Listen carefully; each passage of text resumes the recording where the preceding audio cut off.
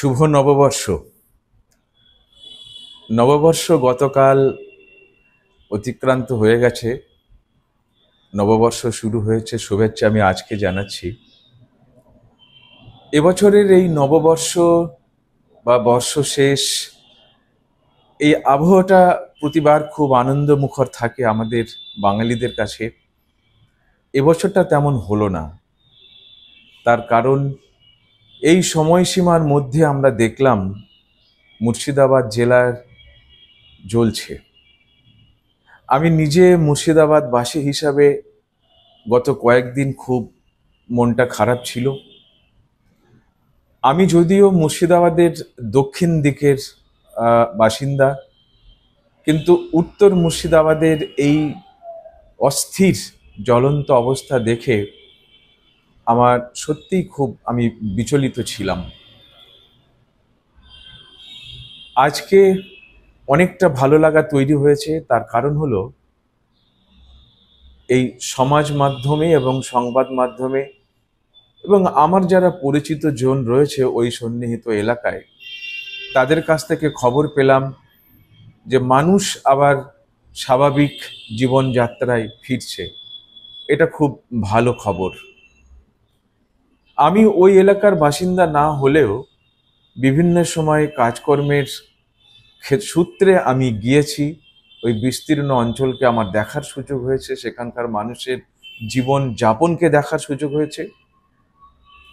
একটা জিনিস আমি লক্ষ্য করেছি, এই যে দাঙ্গা পীড়িত মানুষ, তারা আবার যত শীঘ্রই সম্ভব তারা তাদের নিজের কাজে ফিরছে। এটা তাদের প্রাণের তাগিদ। কারণ যে সমস্ত মানুষরা এই দাঙ্গায় যুক্ত হয়ে গিয়েছিলেন, বলা ভালো তাদেরকে যুক্ত করা হয়েছিল, তারা অতীব নিম্নবিত্তের মানুষ, খেটে খাওয়া মানুষ, দিন আনি দিন খাওয়া মানুষ। এই মানুষগুলোর জীবনে প্রচুর সমস্যা। এই সমস্যাগুলো প্রধানত প্রাকৃতিক একটা দুর্যোগ, ওখানকার নদী ভাঙন, গঙ্গা ভাঙনের একটা বড় সমস্যা। বিভিন্ন সময় সংবাদ মাধ্যমে আমরা দেখতে পাই এলাকার পর এলাকা গঙ্গার গ্রাসে চলে গেছে। তাদের যে বাসস্থান, তাদের যে চাষযোগ্য জমি, সবই তারা সর্বহারা বলতে যা বোঝায়। আবার কোনো রকমের জীবনযাত্রা তাদের গড়ে তোলার যে সংগ্রাম, তারা নিত্য তাতেই ব্যস্ত। এটা কিন্তু কোনো একটা সম্প্রদায় বিশেষ নয়, উভয় সম্প্রদায় মানুষেরই এটা সমস্যা। যাদের জমির চাষযোগ্য জমি নেই, থাকার বাড়িঘর নেই, এই ধরনের মানুষের একটা বিরাট অংশের মানুষের এই অবস্থা। তারপর তাদের বাড়ির সন্তানরা সব পরিযায়ী শ্রমিক।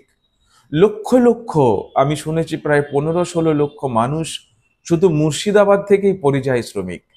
আর এই শ্রমিকরা নির্দিষ্ট কোনো একটা সম্প্রদায়ের নয়, তারা সব সম্প্রদায়েরই ঘরের সন্তান। তারা পেটের তাগিদে দুটি রুটি রোজগারের জন্য তারা বিদেশে পাড়ি দিয়েছে।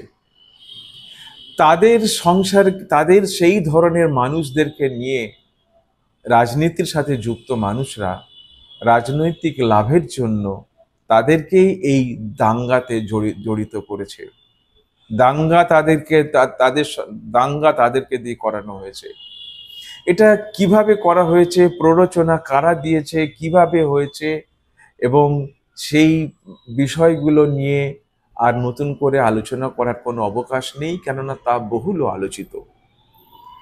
আমার শুধু যেটা বলার এবং যেটা এখানে আলোচনা করার, সেটা হলো আমার নিজের মনের ভালো লাগাটা প্রকাশ করা, যে সাধারণ মানুষ, দাঙ্গা পীড়িত মানুষ আবার কাজে বেরোচ্ছে। এখানে মজার কথা সেটা হলো, যারা কয়েকদিন আগে উভয় সম্প্রদায়ের মানুষ দাঙ্গাতে জড়িত হয়ে গিয়েছিল, একে অপরের শত্রু হয়ে গিয়েছিল, সেখানে কিছু মানুষ খুন হয়েছে, কিছু মানুষ আহত হয়েছে, এবং নিয়ম অনুযায়ী পুলিশ অনেক মানুষকে গ্রেপ্তার করেছে। তো এই উভয় সম্প্রদায়ের মানুষ যখন আবার কাজে বেরোচ্ছে, কর্মক্ষেত্রে কিন্তু তারা আবার গিয়ে মিলিত হচ্ছে। আমরা সেই ছবিও দেখতে পাচ্ছি। তাদেরকে ইমিডিয়েট ভুলে যেতে হচ্ছে কয়েকদিন আগে কি হয়েছে, তাছাড়া উপায় নেই।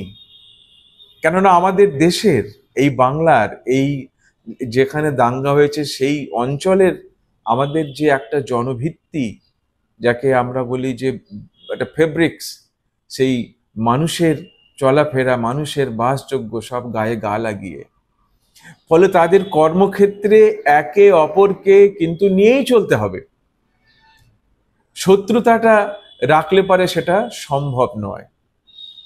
কোনো একজন মুসলমান চাষি সকালবেলায় তার জমির ফসল তুলে যখন বাজারে নিয়ে যাবে, এই সময়েও তার সে মুসলমান বলে তার যে ফসলগুলো, তার যে উৎপাদিত মানে যে দ্রব্যগুলো, সেটা শুধু মুসলমানরা কিনবে না, সেই বাজার সবার। আজও পর্যন্ত আমাদের বাজার মুসলমানের বাজার, হিন্দুর বাজার বলে নির্দিষ্ট হয়নি। একটা আমাদের যে কমন বাজার, কমন স্কুল, কমন হাসপাতাল, এসব এখনো বিরাজ করছে। ফলে কর্মক্ষেত্রে ওই মানুষগুলো কিন্তু আবার একে অপরের মুখ দেখবে, আবার কথা বলবে, আবার কাজে ফিরবে। কিন্তু এই উভয় সম্প্রদায়ের মানুষের কিন্তু সমস্যা এক, তাদের প্রতিদিনের জীবন এবং জীবিকার সমস্যা, এবং তাদের ঘরের সন্তানদের চাকরি চলে গেছে, সেটা একটা সমস্যা। মুসলমানদের ওয়াকফ সম্পত্তি সরকার সংশোধন করে আইন করেছে, সেটা একটা সমস্যা। কিন্তু তারপরেও তাদের যে প্রতিদিনের জীবন জীবিকার সমস্যা কিন্তু উভয় সম্প্রদায়ের এক, এবং সেটা নিয়ে যৌথ আন্দোলনের দরকার ছিল। কাদের বিরুদ্ধে? যারা আমাদের সরকার পরিচালনা করছেন, আইন প্রণয়ন করছেন, তাদের বিরুদ্ধে। অথচ এখানেই আমি বলবো গল্পটা, যে সরকারের সেই সমস্ত কাজকর্ম যার জন্য এই সমস্ত মানুষের জীবন আজ এই দুর্বিষহ অবস্থায় পৌঁছে গেছে, সেই আন্দোলন যাতে সংগঠিত না হয়, তাই উভয় সম্প্রদায়ের এই সাধারণ মানুষকে প্ররোচিত করে এই দাঙ্গা লাগানোর একটা ব্যবস্থা করা হয়েছে, এটা আমি বিশ্বাস করি। কিন্তু সে কথা আলোচনা করা কোনো আর প্রয়োজন আছে বলে আমি মনে করি না। আমার শুধু আনন্দ, এবং সাধারণ মানুষ হিসাবে, এই দেশের মানুষ হিসাবে, এই দেশের নাগরিক হিসাবে, এই রাজ্যের মানুষ হিসাবে, এবং বিশেষ করে ওই জেলার মানুষ হিসাবে আমার কাছে খুব ভালো লাগলো আজকের খবরগুলো শুনে, যে মানুষ আবার স্বাভাবিক যাত্রায়, জীবনযাত্রায় ফিরছে। আপনারা ফিরুন, আপনারা মিলেমিশে থাকুন, নিজেদের কাজকর্ম করুন, সংসারের উন্নতি করুন, নিজেদের ভালো থাকুন, মিলেমিশে থাকুন। এটাই ভারতবর্ষ, এটাই ভারতবর্ষের আসল কথা। আপনারা নিজেরাই বিবেচনা করুন, এবং পরবর্তীকালে আপনারা সাবধান থাকবেন। যদি আবার আপনাদের কাছে কোনো প্ররোচনা বা প্রলোভন আসে এই ধরনের, আপনারা একটু ভেবেচিন্তে এগোবেন। আমি উভয় সম্প্রদায়ের মানুষের প্রতি এই আবেদন, আপনাদের সহ নাগরিক হিসাবে, আপনাদের একজন এই দেশের নাগরিক হিসাবে এই বার্তাটুকু দিয়ে রাখলাম। আপনারা সকলেই ভালো থাকবেন, খুব ভালো থাকবেন।